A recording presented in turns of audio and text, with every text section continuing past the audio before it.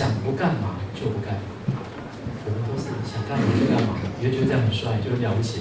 我都不，最高境界就是想不干嘛就不干嘛。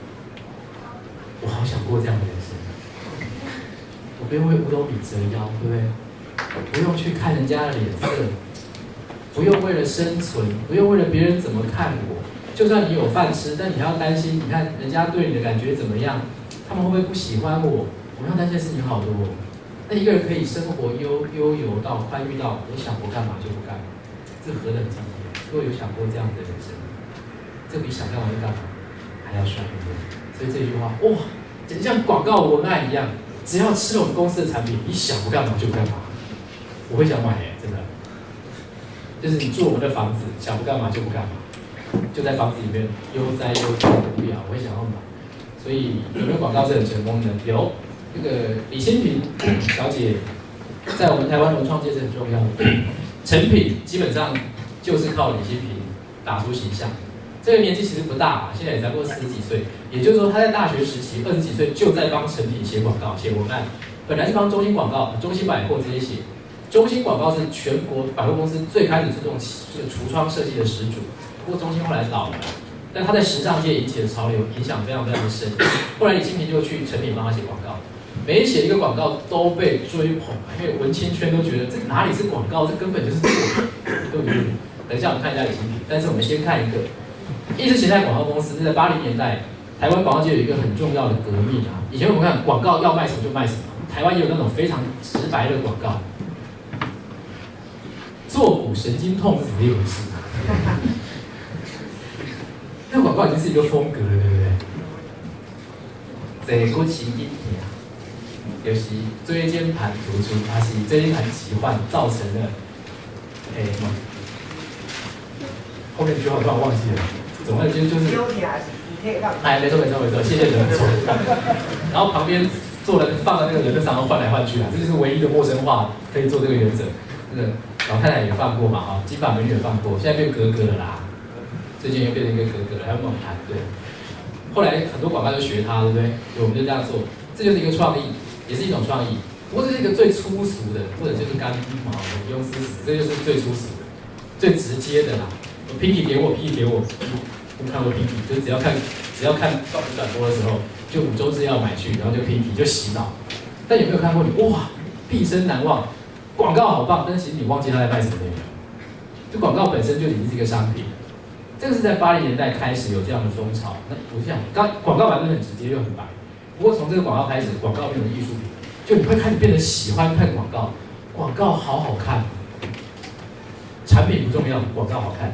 我们来看当时非常重要的一个例子，你只要跟你的爸爸妈妈或稍微长辈一点的人讲，他们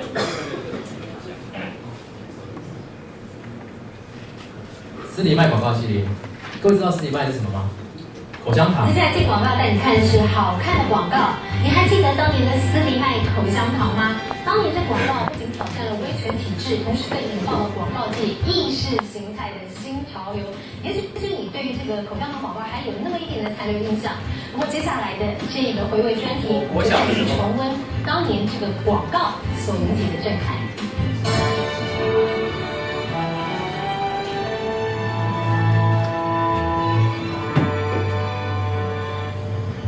两元相交于 A，B 或 A 以2直线 EFCD。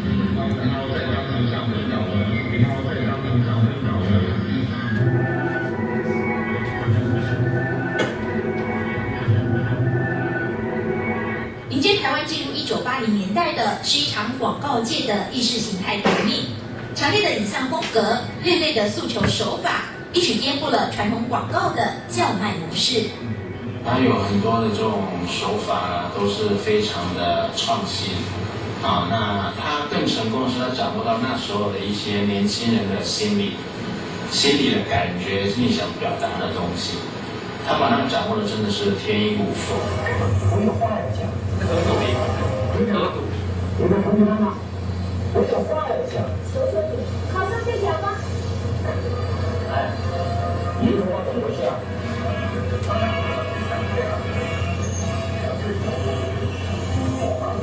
我有话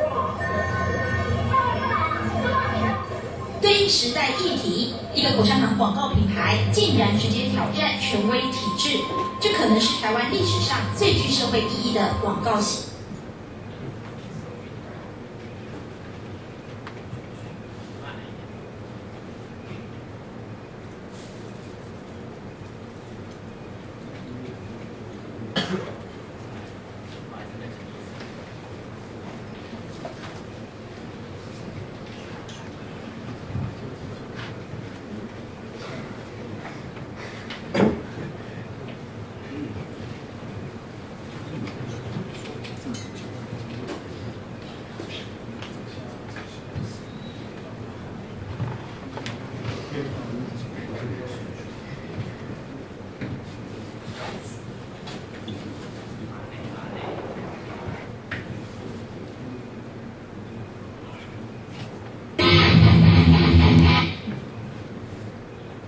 我们是非常紧张的，因为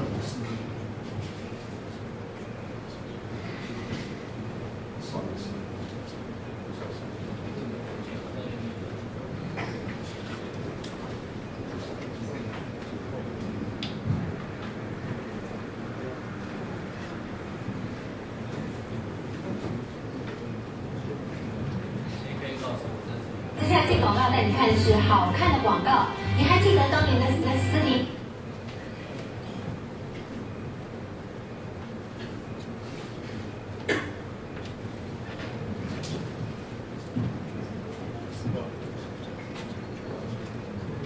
没错过这个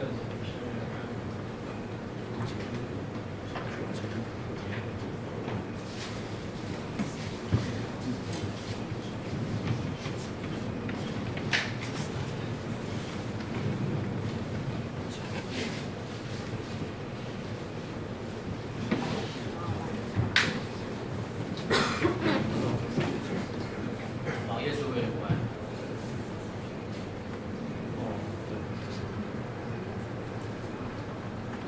可是还是你要点旁边的影片，广告的影片。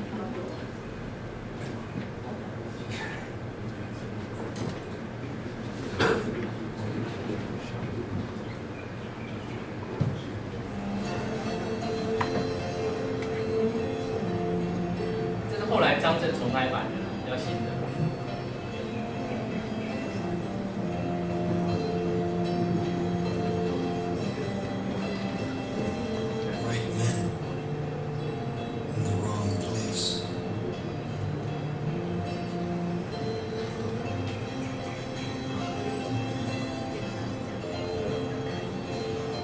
你说这个城市太没礼貌，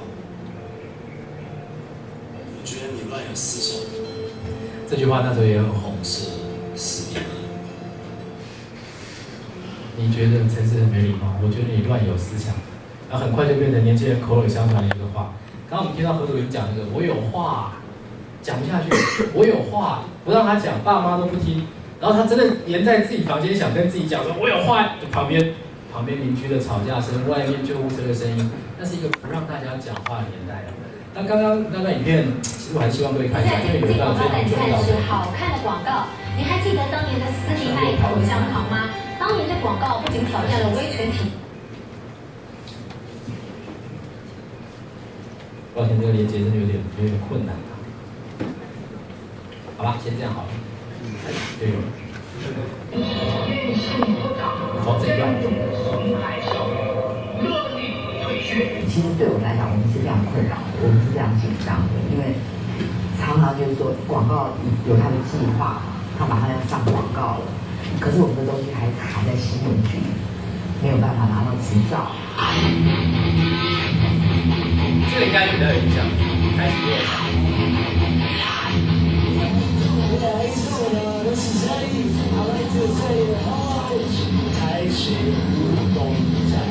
冲撞体制的过程辛苦冗长，但风潮锐不可挡。继斯迪麦广告，开启乌龙茶推出了新兴人类系列，手法一样新潮前卫，大学广告系自此成了热门首选。创业呢可以这么玩，创业呢可以这么有趣，创业呢可以这么的投入，这么的发挥自己的想象力。所以我想这里面方玉学呢还有蛮多的像梦想共同的。可能这个连接有点问题了。他那时候有很多社会现象，就像刚刚那一个，就是各位有看过这种公告吗？贴在学校里面，查谁谁谁因在外言行不当，严重损坏校誉，勒令退学。现在我们学校发到长等通知，都还要把名字遮掉，因为他 email， 然后发生什么事情也不太讲得清楚，这就是个人隐私。但以前就是大拉拉给你贴在公布栏，就要让你知道这个人犯了大错事。然后里面还有一个广告，画面很震惊，就是一个补习班，但下面全都是鸭子，每一个人都是鸭子，就是填鸭式教学。你哪里会记得他卖的是口香糖？应该说它跟口香糖有什么关系？一点关系都没有。它就是要你注意到这个广告本身的内容，跟口香糖的连结，那个是被创造出来，表示说吃口香糖是一种在乎当代、在乎社会、想要表达自我，而且有思想的一种风格。只要吃了口香糖，你就会变成这么有风格，就变成这么有趣。它那条连结是这样连结，那你可以切开来看，就是广告本身变得很有效率，所以它前面写警察开始写诗，摊贩开始发表政见。